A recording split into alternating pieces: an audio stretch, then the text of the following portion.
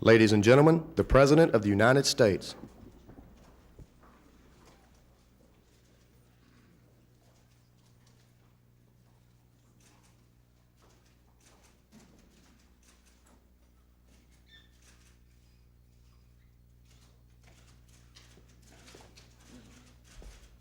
We got to stop meeting like this.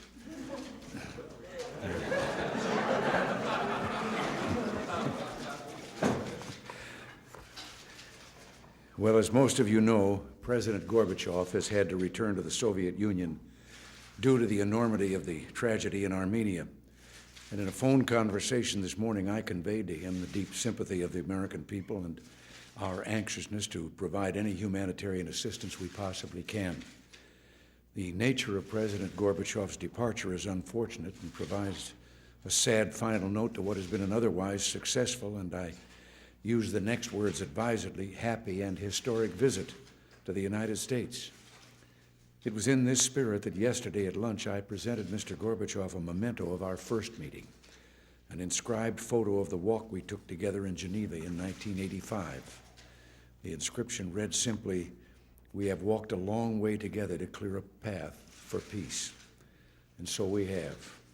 It was exactly 1 year ago today that an event here in this room spoke to the epoch-making nature of what has been achieved, the signing of the first treaty to eliminate an entire class of U.S. and Soviet nuclear missiles.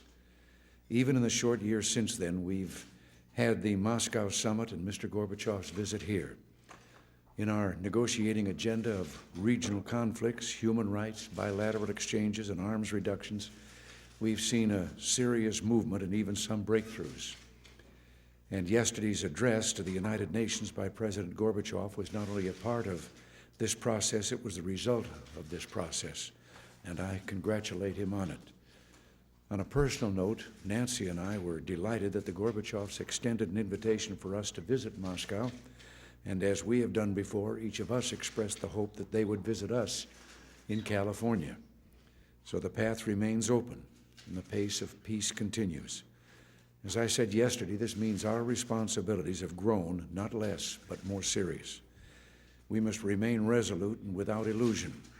We must speak candidly about fundamental points of difference.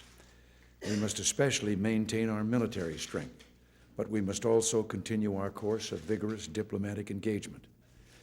I cannot tonight attempt to put all these events in perspective, or still less to claim credit for any person or administration. Let it be enough to say this, that since 1985, extraordinary things have happened, and nothing more extraordinary than the sight yesterday of a President of the United States and a future President of the United States and a President of the Soviet Union standing together in New York Harbor under the protective gaze of the Statue of Liberty. Our hope, our prayer remains the same as that heard in the lips of so many millions who looked up once as we did yesterday to see the outstretched lamp of liberty and who felt for the first time its warmth and glow. A prayer that someday freedom will light the world and become the blessing and birthright of every people everywhere.